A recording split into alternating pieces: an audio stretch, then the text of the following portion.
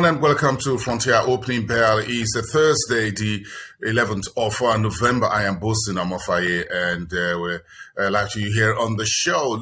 Take a look at the 5 key African securities markets that we cover for you on a daily basis. The Nigerian market, after a surge in more than 1% on Tuesday, took a bit of a breather of 0.05% on the all-share index of the NGX on Wednesday.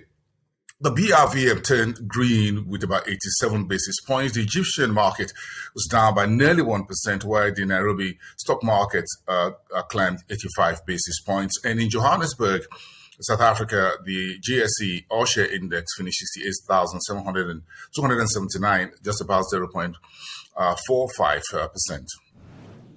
Okay, I'm going straight into the East African markets to take a quick look at some of the business and economic headlines, with Safaricom reporting its half-year 2022 period, reporting M-Pesa revenue boosting its profit by 12.1% to about 37 billion local currencies. That's in shillings. That's East Africa's largest telecom operator.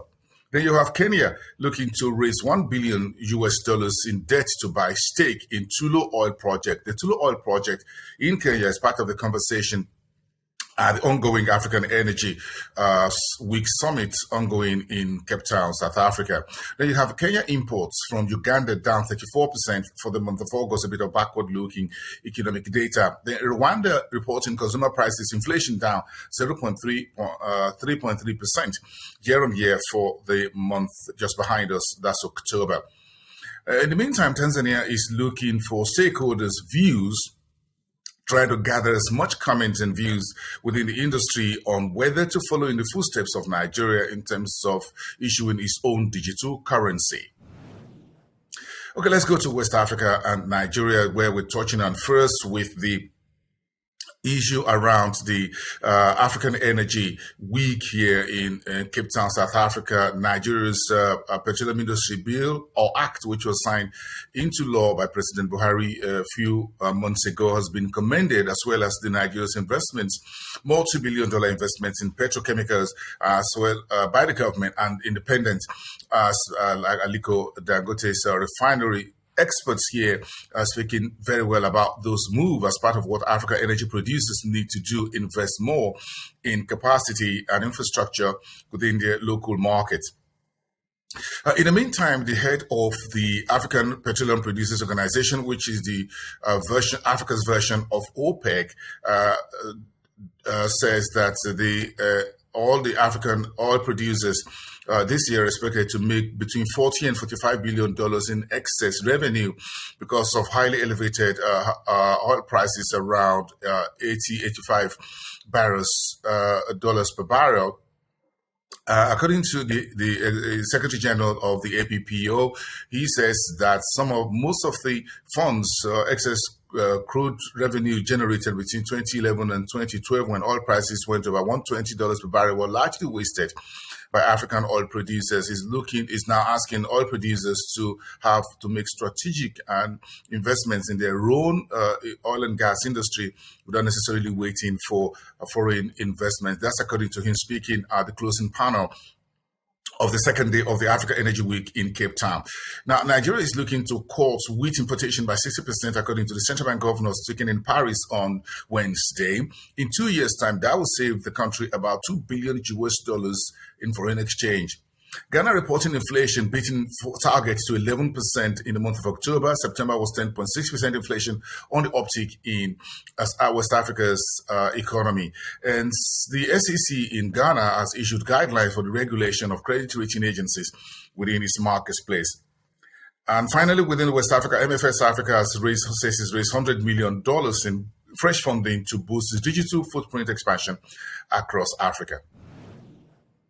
Let's come to Southern Africa, where the UK is planning to back African clean energy projects amid about $13 billion investments. The UN Climate Change Conference is still ongoing in Glasgow. It's expected to round up tomorrow, the 12th, as well as the Africa Energy Week Conference in Cape Town here, which will end up on today. You have South Africa's load shedding, which is a major problem with Eskom, which is now at a level 3. Coal investment and the transition to clean energy for South Africa without losing jobs. That's part of the conversation yesterday with a lot of country focus. South Africa, the host of the Africa Energy Week Summit, was in sharp focus yesterday with a panel dedicated to the country's energy, as well as gas prospecting, which is still being discussed off the coast of South Africa. That is part of the conversation. How much investment is going there and partnership between the private investors and the President Cyril Ramaphosa's administration, all of that in focus. Then you talk about other news. Vodacom and Remgro have signed 13.2 billion rand fiber optic partnership for 5G rollout. In Mozambique, inflation has quickened to 6.42% in October. 6.04% was for the month of September. Then you have Angola, which will be a lot of focus today on its energy sector. The European Union and the International Finance Corporation, which is the private sector lending arm of the World Bank, signed 4.8 million euros deal to help entrepreneurs in Africa's second largest oil producing state. That's Angola, by the way. Wrap it up with me in North Africa, where the news around Egypt, Afreximbank, where Cairo, Egypt, where Afreximbank is based, and the ITFC has ratified $250 million finance facility for Africa. That news came from Afreximbank on Wednesday.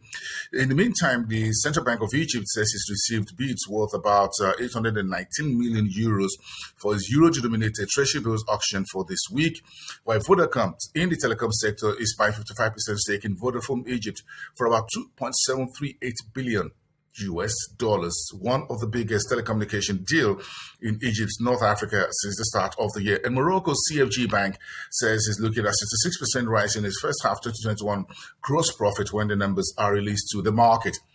And Tunisia's tourism receipts is up 6% to about 1.9 billion dirhams at the end of October. That's slightly sluggish over the previous period under review. And that's about it for today on Frontier Opening Bell. I am Boason Omofaye. Thanks for watching, and I'll see you next time.